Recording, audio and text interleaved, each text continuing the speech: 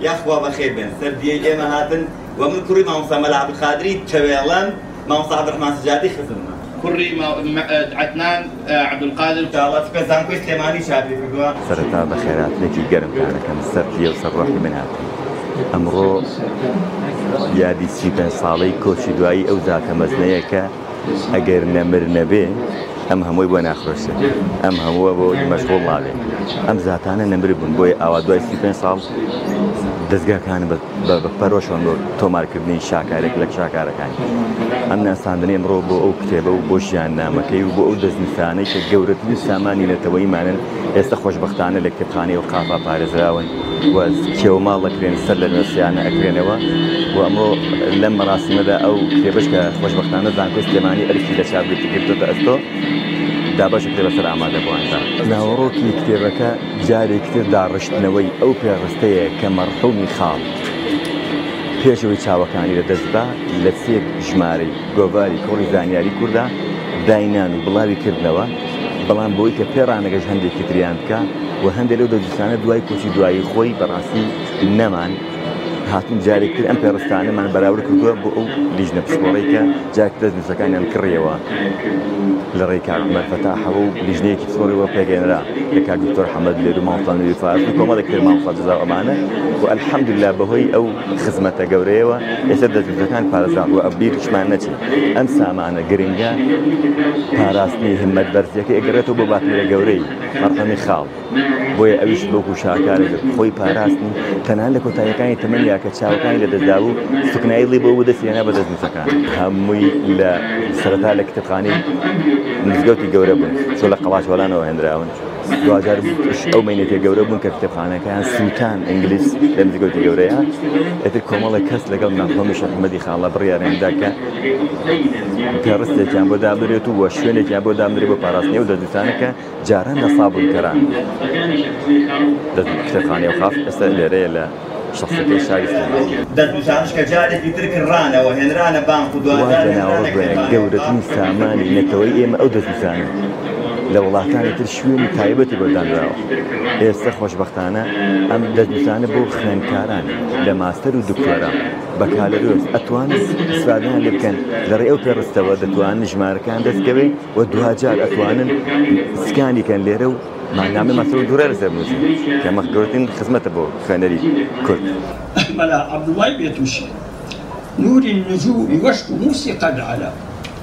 بۆیە ئەو دەستنووسانش کە جارێکی تر کڕانەوە هێنرانە بانک و بەخێر بنیا خواستەر چاو هەڵبەتە ئێمە ئەم جۆرە مەراسیمانە لە بەڕێوەبەرەتی کتێبخانەی و قافی سلێمان دووبارە ئەبێتەوانی و پێشتریش چەند جارێکمان کردووە بۆ زانایانی کە بەڕاستی زانای کورد بوون و دەستنووسیان لە کتێبخانەی و قافی سلێمانیا هەیە و خزمەتیان کردووە لەو کاتەوە بۆ ئێستش کە خزمەتێکی گەورەیەکە بۆ ئەم جیلەی ئێستا ئاکرێت هەڵبەتە هاوتا لەگەڵ ئەم مەراسیمەیە کە یادی 35 ساڵەی کۆچی دوای شێخ محەممەدی خاڵە ئێمە کتێبێکی فەهرەستەمان هەیە کە فەهرەستی ئەو دەستنووسانەی کە ناو کتێبخانەی ئەو قافی سلێمانیا موجودە و لە هەر شوێنێک کە هەڵبەتە بێگومان ئێمە ئەوەی کە لای ئێمەیانێم کتێبخانەکەی شێخ محەممەدی خاڵە و پێشتر کە بڵێن کە هاتۆتە ناو کتێبخانە و بێگومان جەناب ئاماژەت بە شتێکا کتێبخانەی و قافی سلێمانی پێشتر لە ناو مزگەوتی گەورەیە بووە دوای ئەوەی کە بەڕێوەبەرەتی کتێبخانەی و قافی سلێمانی دروست بووە ئەو کتێبخانەی بێگومان دوازاوەتەوە ناو کتێبخانەی و ئێستا ئەم کتێبخانەی کە دروست بوو کە دەوڵەمەندترین کتێبخانەی لەسەر ئاستی هەرێمی کوردستان و عێراقیش ئەم زانا کوردانەی کە ئێمە یادیان ئەەکەینەوانێ ئەوانن بێگومان کە دەستنووسیان هەیە کە موجودە لە ناو کتێبخانە ئەمە خزمەتیەکەین بێگومان ئەو دەستنووسانە هەروە نابێت دابدرێت لەبەری تەمەنیان زۆرە کتێب دەستنووسمان هەیە ئەمە تەمەنیان ئەگاتە 700 ساڵ نەک بڵێن هینی کاک شێخ محەممەدی خاڵە هینی زاناکانی کوردە بگشتی بۆیە ئێمە هەم مستەمڕی ئێمە خزمەتی ئەم دەستنووسانەکەین تا لەکو لە ناوچوون بفەوتێ بەڵام هێشتا ئێمە کەم و کوڕی زۆرمان هەیە نەمانتوانین لە 100% بتوانین ئەو ئامانجێکانمانە بۆ خزمەتی دەستنووسەکان بیتێکی ئێمە پێویستمان بۆ کۆمەڵی ئەچیزێ پێویستمان بە مەشفایەکە پێوترێت مەشفا خەستەخانەیەکە بێگومان بۆ چاکردنەوە و پاکردنەوەی دەستنووسەکان لەو تۆز و لەو بەکتریا و لەو پیسیانێک کە هەیە لە ناو